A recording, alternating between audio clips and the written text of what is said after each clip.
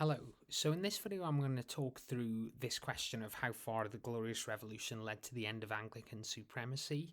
And this is part of Section C of Paper 1, Britain 1625 to 1701. This section all about historical interpretations. So the structure of this video is going to be as follows. I'm going to talk through the specification, talk about the key content, go through a past question, briefly, and then just give a kind of summary overview at the end. So you can look at the chapters of the video if you want to jump to one particular section. This video is also due to a comment somebody left requesting this content. So if there's anything else that you would like to request, any other videos you'd like me to try and put together, please leave a comment and I'll try my best to do what I can. So to begin with, just looking at the specification here. So this is the specification for this section C, which is the interpretation section of paper 1.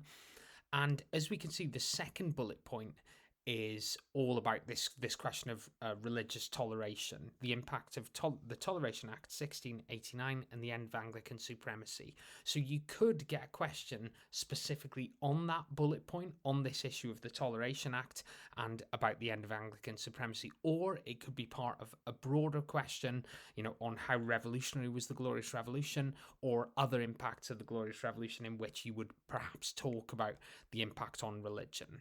Okay, so be prepared for a question on any of these bullet points, or, as I said, a broader question in which you could incorporate some of these points in to your answer. So firstly, what do we mean by Anglican supremacy? And it's important that you've got a good handle on this. So to me, and the way that I kind of explain this, it's the idea that the Anglican Church, the Church of England, holds kind of supremacy in the nation. It's of kind of central importance in terms of worship and general kind of position and status within society. So this idea of a confessional state is useful here, the idea that there's one state religion. So if you think about it like that, there's one state religion, the Church of England. The Anglican Church is kind of central to worship, it's central to society, and kind of other religions, dissenting groups aren't really tolerated and perhaps even persecuted. So that's what Anglican supremacy means, that basically the Church of England is supreme.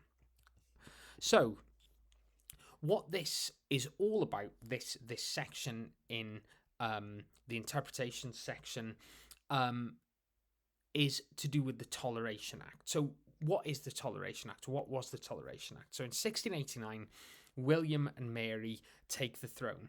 Now, William is a Calvinist, and his claim to the throne has been supported a lot by Whigs, who are more pro-tolerant rather than the Tories, more pro-religious toleration. More likely to perhaps be dissenters themselves, dissenters being people who worship outside of the Church of England. So people who are not going to Church of England communion. The dissenting groups that you may have heard of in other topics for the Stuart paper would be kind of Quakers, for example. So the Toleration Act of 1689 can be seen as, or is, I should say, the religious settlement of the Glorious Revolution.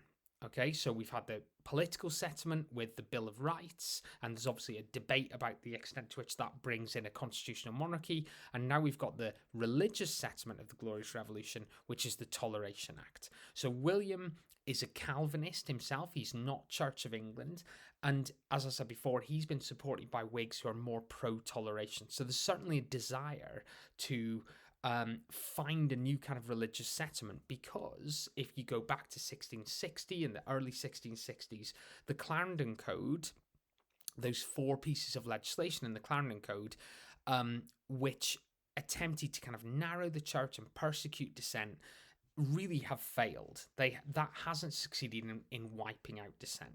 So there needs to be, for a number of reasons, there needs to be a kind of religious settlement. So what does the Toleration Act state? What does it do? So it gives Protestant dissenters freedom of worship, so they are no longer persecuted. There is a caveat to that they had to keep the doors of their meeting houses open, but they're not persecuted anymore. They could also set up schools, for education as well. However, Catholics are still not tolerated, and Jews and non-Trinitarians were excluded. So it really is Protestant dissenters who are tolerated as part of this. Now, most importantly, the Test and Corporation Acts remained in place. So the Test Act comes in the 1670s, and the Corporation Act was part of the Clarendon Code. And what that means is the Test and Corporation Act still being in place. It means that effectively only Anglicans can hold public office. Okay, so what the Toleration Act is doing is saying it's okay for Protestant dissenters to worship, but it's not okay for Protestant dissenters to hold public office unless they kind of accept Anglican communion, and that's obviously not going to be the case. So we'll come back to this, but that's really important to understand. So, arguments for the end of Anglican supremacy, that the Toleration Act as the religious settlement of the Glorious Revolution brings about Anglican supremacy. So we could say that it does this because it shows that the Church of England can't enforce complete uniformity. It leads to a growth of dissent, 8% of the population by 1714. There's some evidence to suggest that Catholics, as part of this broader toleration, did see more kind of freedom despite being excluded from this. Church courts lost their status and they were limited by the Toleration Act. And William himself was kind of more tolerant and reduced kind of church interference. So these are arguments to say that the Toleration Act did bring about the end of Anglican supremacy. On the other hand, there's arguments to say that it didn't. Okay, so as I said, the Test and Corporation Acts were still in place. So to hold public employment, to hold public office, to be an MP, you needed to take Anglican communion. So really what that means is only Anglicans can hold those kind of political positions, those kind of positions of importance in society. There's also this idea that it was kind of purposely kind of vague or purposely a bit of a kind of quick fix to hold the position of the Anglican Church in that way in terms of people holding public office. There was obviously a desire for toleration, but this was put in place purposely to hold that kind of political position of the Anglican Church, if that makes sense. And the Toleration Acts passed later in Scotland and Ireland also didn't give dissenters the opportunity to participate in national or local government.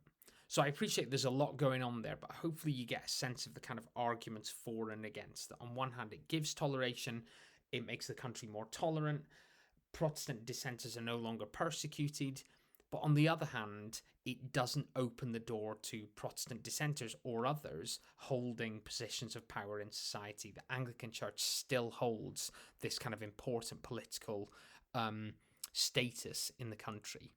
So there was a past question on this in 2019, and I appreciate that this might be very small to see if you're looking at this on a phone, for example, but I'm just putting this up here and you can search this, you can look at this on the Edexcel website. It's the 2019 question.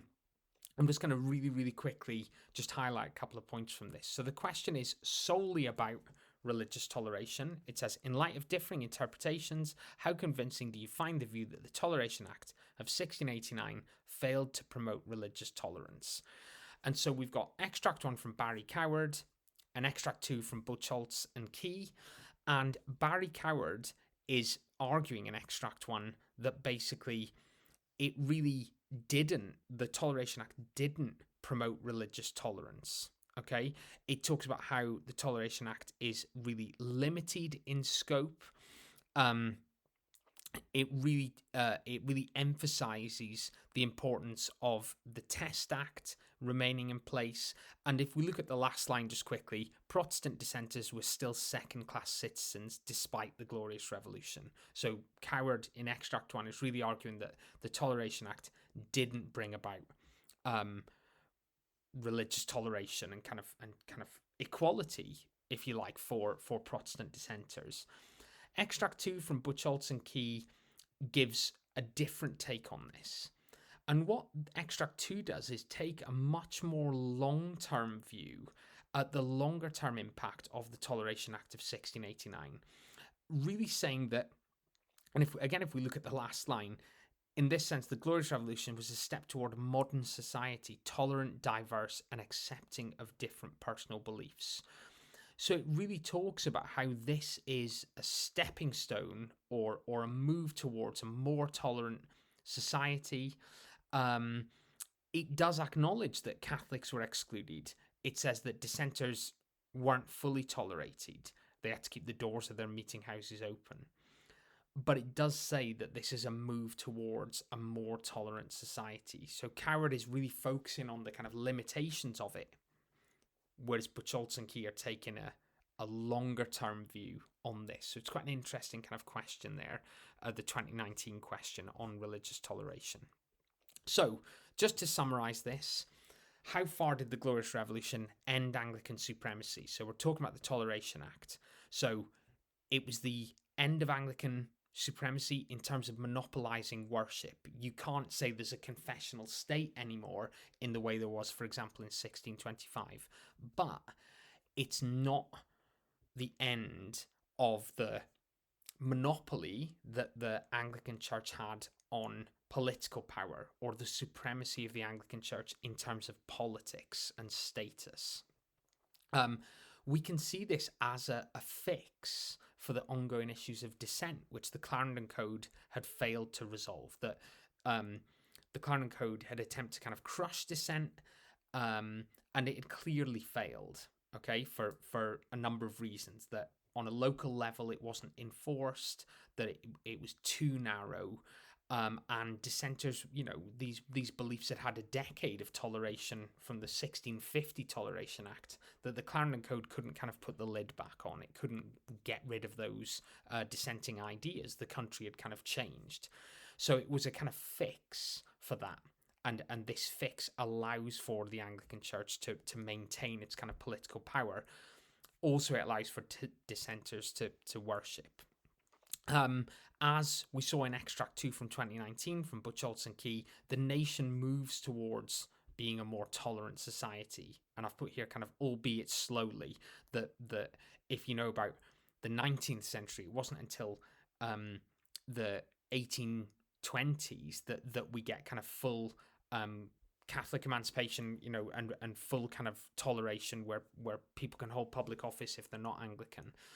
And I've just ended on this note that could we see this as another example of the Glorious Resolution rather than the Glorious Revolution? This idea that the Glorious Revolution resolved or started to resolve a number of issues that had been ongoing in British society from the early 17th century and before. If you think about the Glorious Revolution addressing the political balance between the monarch and parliament, dealing with the financial issues of the monarchy and parliament. And here we see an attempt to deal with the religious issues. So is there a case that we should be thinking about this as the Glorious Resolution rather than the Glorious Revolution? I can't take all the credit for that. I think one of my classes a few years ago came up with that idea, but I think it's quite a useful way of thinking about it. So I hope that was useful in terms of summarizing this topic. I appreciate that it's quite a kind of niche area, but hopefully it's useful for people who are studying this paper and this topic. Any other requests or any comments, please let me know. I hope that was useful. Thanks so much for listening.